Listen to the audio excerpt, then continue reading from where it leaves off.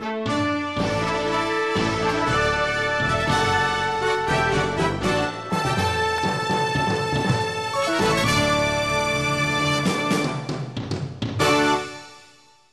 Riset Teknologi dan Pendidikan Tinggi atau Menristekdikti Muhammad Nasir meresmikan seleksi nasional masuk perguruan tinggi negeri atau SNMPTN 2015 di Auditorium Gedung D-Dikti Senayan, Jakarta pada Kamis 15 Januari 2015.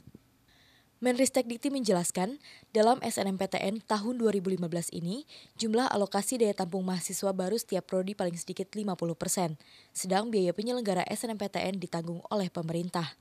Sistem seleksi masuk perguruan tinggi yang berlangsung hari ini kita memang perlu melakukan mencoba mengevaluasi apakah sistem ini dengan adanya dinamika kebijakan dari pemerintah, apalagi ada pemisahan dari Kementerian Pendidikan dan Kebudayaan dan yaitu tentang Direktorat Jenderal Pendidikan Tinggi ke Kementerian Ristekdikti yang hal ini akan menimbulkan kebijakan-kebijakan yang begitu cepat.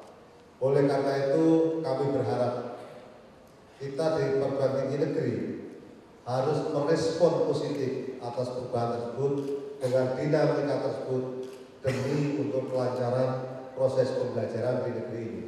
Sesuai dengan undang-undang yaitu Undang-Undang Risdiknas, dikuatkan kembali pada Undang-Undang Pendidikan Tinggi. Hal ini menuntut kita selalu meningkatkan kualitas dan selalu meningkatkan layanan kepada anak bangsa. Bagaimana proses pendaftaran yang dilakukan, mulai dari sekolah dan siswa sekolah dalam hal ini telah dilakukan dengan baik. Telah dilakukan dengan proses yang jelas. Mudah-mudahan dengan kemudahan ini akan membuat anak bangsa yang bisa mendaftar atau mendapatkan kesempatan belajar makin luas. Bahkan kita juga melihat seleksi nasional masuk perguruan tinggi negeri pada tahun 2015 ini nampaknya sudah menjadikan sesuatu yang layak kita akui, sudah kita anggap sesuai dengan bidang-bidang yang nanti dipilih oleh anak bangsa ini. Jadi tadi sudah dikelompokkan dengan baik. Mudah-mudahan hal ini bisa akan meningkatkan APK kita, yaitu angka partisipasi kasar kita. Mudah-mudahan dengan datangnya keluarga kita yang baru, yaitu perguruan tinggi negeri baru, ini akan memperluas kesempatan kerja anak bangsa di dalam masuki dunia pendidikan tinggi. Dengan adanya perubahan strategi dan mekanisme ujian nasional yang dilakukan oleh pemerintah, dalam hal ini di Kementerian Pendidikan dan Kebudayaan, di mana seleksi atau ujian nasional bukan digunakan sebagai tolok ukur kelulusan, tapi digunakan sebagai mapping, tapi tidak mengurangi manfaat dari apa yang ada di ujian nasional tersebut bagi kita sebagai perguruan tinggi untuk menangkap kira-kira apa yang akan terjadi di kemudian hari ini yang harus kita hadapi. Oleh karena itu setelah ini kami berharap melalui Majelis Rektor Perguruan Tinggi Negeri untuk mencoba melakukan penelitian yang dilakukan secara independen barangkali. Apakah mekanisme yang dilakukan ini melalui SNMPTN 2015 dengan adanya kebijakan-kebijakan yang baru itu apakah masih merefleksikan sistem yang baik untuk di kemudian hari? Kalau itu tidak baik, apa yang harus kita perbaiki dengan adanya ujian nasional yang sekarang tidak dimasukkan sebagai alat ukur untuk penentuan kelulusan siswa sekolah kita. Hal-hal yang ke depan kita harus perhatikan, yaitu yang sangat penting sekali adalah integrasi rekam jejak prestasi mulai semester awal di pendidikan menengah. Mengingat sekarang itu berada di Kementerian Dikbud, Mau tidak mau kita juga harus memanfaatkan data itu. Maka ke depan kami akan lakukan dengan Bapak Menteri Pendidikan dan Kebudayaan melakukan surat keputusan bersama pemanfaatan terhadap resource yang dimiliki baik itu berupa PGSS dan yang lainnya untuk ke depan adalah kita menjadikan terintegrasi lebih baik. Yang kedua yang kita perlu perhatikan tingkat transparansi secara bertahap, terutama nilai peserta dan kelulusan pelamar yang diterima di perguruan tinggi negeri ini juga akan menjadikan ukuran, menjadikan objektivitas kita di dalam penerimaan mahasiswa baru yang dari SMA tersebut. Nah, perluasan ini sangat penting mungkin dalam sosialisasi nanti, mohon untuk di wilayah mungkin karena ini akan dibagi atas dasar wilayah, mohon nanti disosialisasikan kepada SMA, SMA, SMK, SMK, SLTA yang ada bagaimana proses di dalam mendaftar di perguruan tinggi negeri melalui seleksi nasional masuk perguruan tinggi negeri tahun 2015 ini. Yang perlu kita perhatikan yaitu yang sangat khusus, yaitu yang terkait dengan pelamar dari siswa sekolah ke perguruan tinggi dari kelompok disabilitas barangkali. Mohon ini direspon dengan positif, jangan sampai terjadi diskriminasi kepada anak bangsa untuk memasuki pada perguruan tinggi negeri. Juga pada daerah yang terluar dan terdepan, ini pun juga harus kita pertimbangkan di dalam bagaimana kita melakukan seleksi nantinya, apakah di seleksi nasional masuk perguruan tinggi negeri maupun pada seleksi bersama masuk perguruan tinggi negeri. Supaya apa?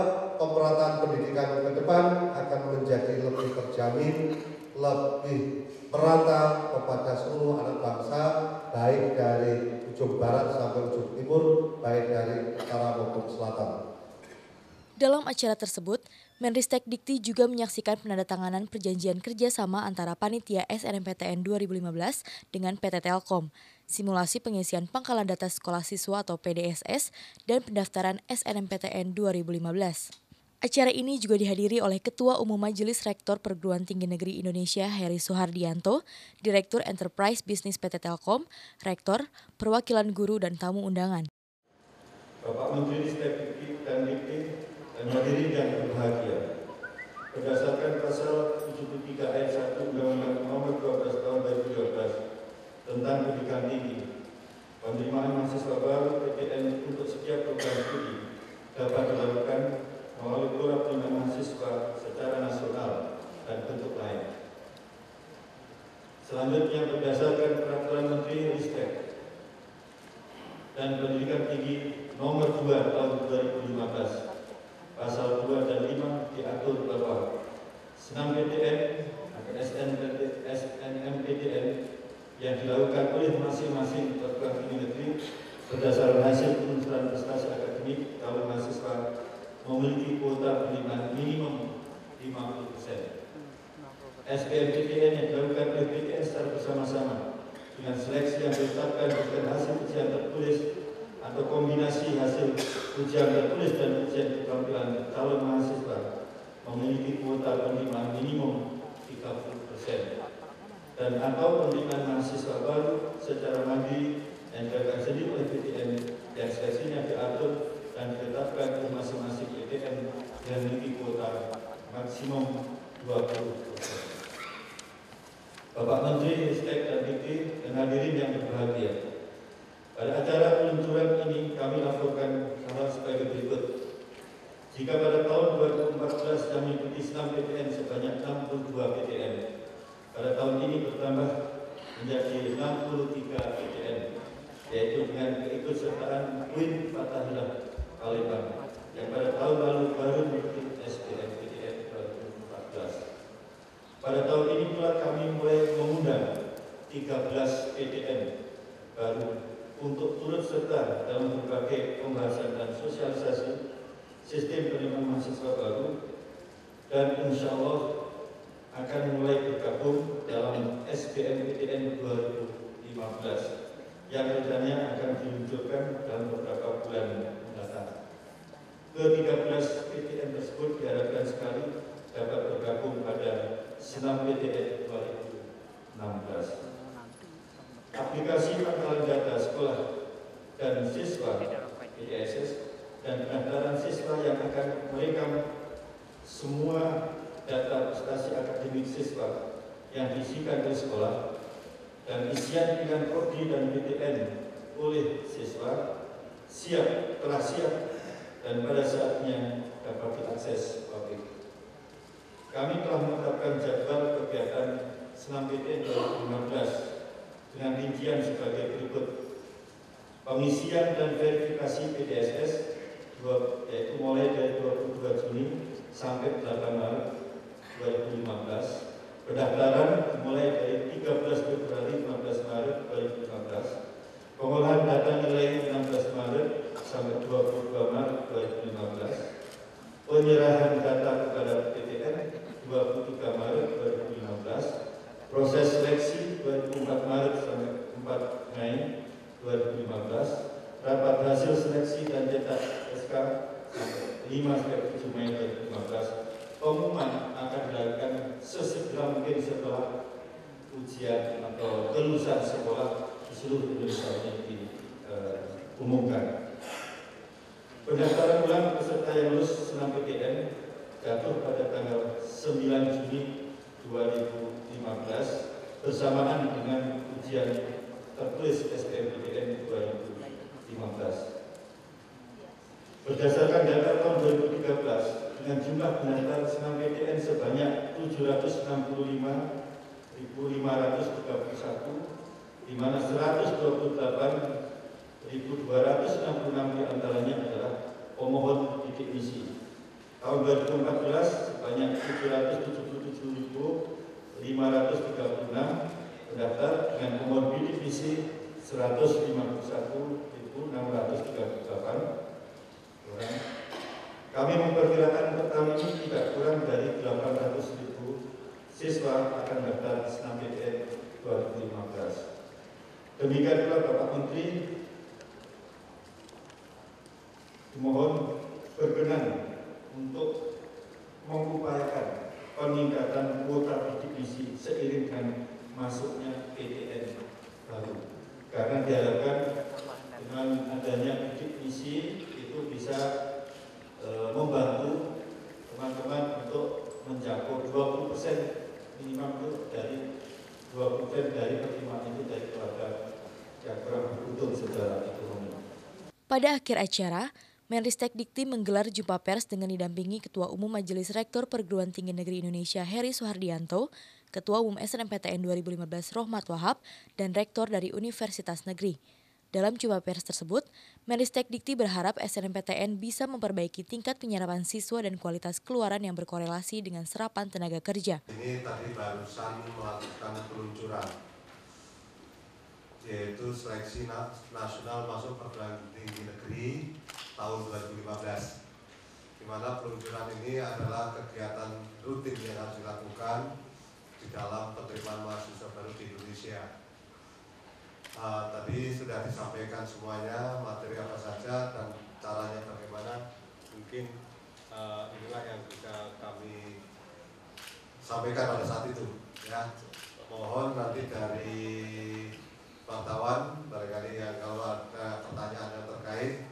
Jadi seleksi nasional masuk perguruan tinggi negeri yang dilakukan oleh pemerintah itu akan dilakukan 3 tahap. Tahap pertama yaitu yang namanya seleksi nasional masuk perguruan tinggi negeri. Yang tahap kedua adalah seleksi bersama masuk perguruan tinggi negeri. Dan yang ketiga adalah ujian mandiri.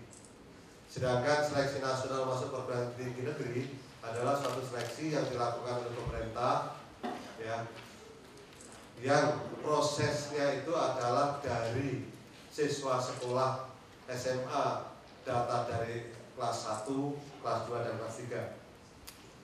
Dari data itu semua dimasukkan sampai pada ujian akhir. Nah, Data yang masuk semuanya diolah dan diproses di samping kondisi sekolah, status sekolah, kondisi mahasiswa yang sudah masuk dalam perkuliahan dan seterusnya. Banyak faktor yang digunakan sebagai indikator di dalam seleksi nasional masuk perguruan tinggi negeri. Nah, dalam hal ini nanti sudah di launching, maka data itu ada dari BDSS yang akan kita adopsi semua nanti bagaimana proses ke depan supaya lebih baik. Ini yang pertama. Jumlahnya adalah minimum 50% dari total kapasitas yang ada di perguruan tinggi ya. Yang kedua adalah seleksi bersama masuk perguruan tinggi negeri, di mana seleksi bersama masuk perguruan tinggi negeri ini adalah dilakukan pada perguruan tinggi negeri, kepanitiaan semua sudah diserahkan pada perguruan tinggi. Prosesnya adalah tidak seperti SNMPTN.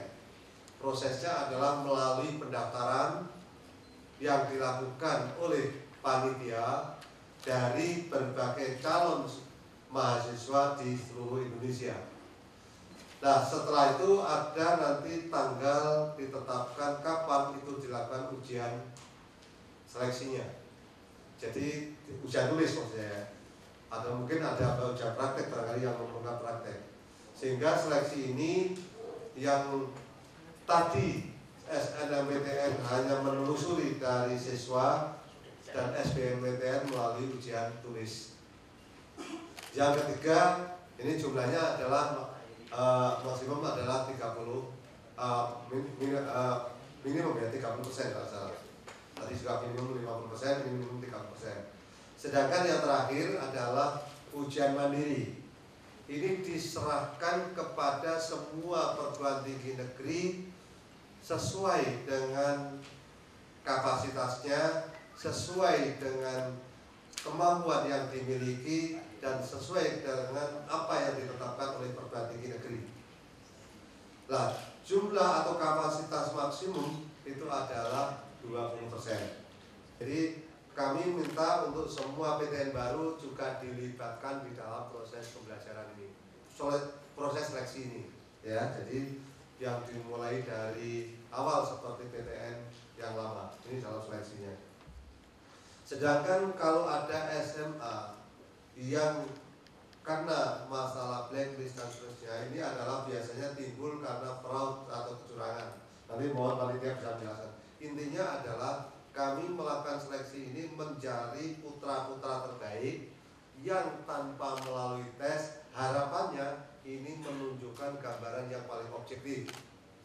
Seandainya dari sekolah itu ternyata tidak objektif, maka itu akan dilakukan penalti, atau dalam hal ini kita kasih punishment. Ini yang harus kita pahami bersama. Nanti supaya nanti kita bisa hadapi dengan baik. Oleh karena itu panitia lah nanti yang akan selalu saya minta pertanggungjawabannya. Ini jadi semua harus dilakukan hal tersebut. Dan nanti di mana panitia ini di bawah pengawasan langsung, yaitu yang namanya Majelis Rektor Perguruan Tinggi Negeri. Yaitu kebetulan ini Prof. Heri, beliau adalah dari Rektor IPB sekaligus Ketua MRNPTNI. Ketua panitianya kebetulan adalah Profesor Rahmat Wahab, beliau kebetulan dari Universitas Negeri Yogyakarta. Dia yang bertanggung jawab pelaksanaannya. Prof. Heri sebagai MRNPTNI bertanggung jawab mengawasi dalam hal ini pelaksanaan.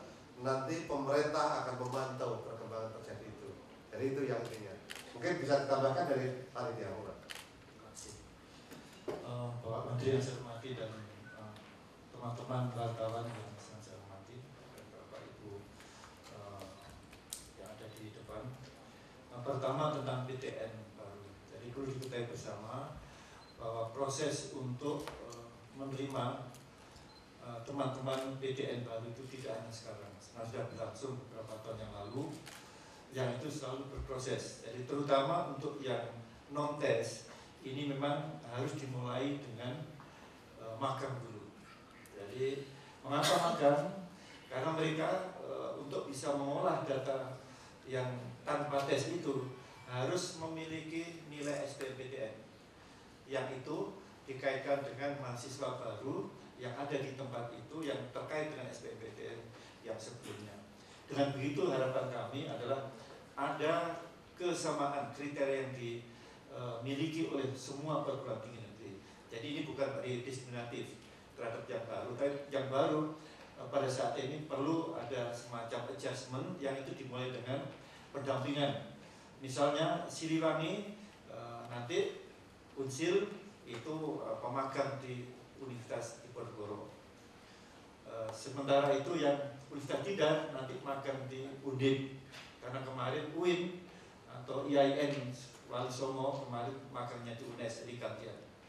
Dan seterusnya. Jadi mereka yang 13 itu sekarang untuk senam PTN itu magang di PTN yang ada di sebelahnya atau yang ditunjuk oleh panitia, termasuk juga yang Kerawang, Universitas Kerawang, Singapura Bangsa.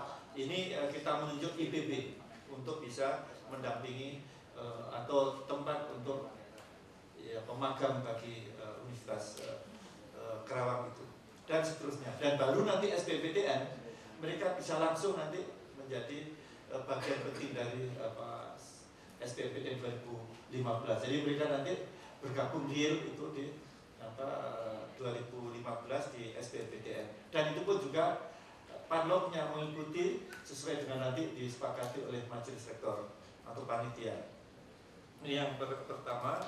Yang kedua terkait dengan sanksi Bapak sekalian dan teman-teman wartawan, karena tadi saya sampaikan Pak Menteri bahwa kita ingin menegakkan atau melatih, mendidik kejujuran pada semua, baik siswa maupun pimpinan sekolah dan juga dari pihak yang lain. Yang paling penting adalah sekolah dan siswa.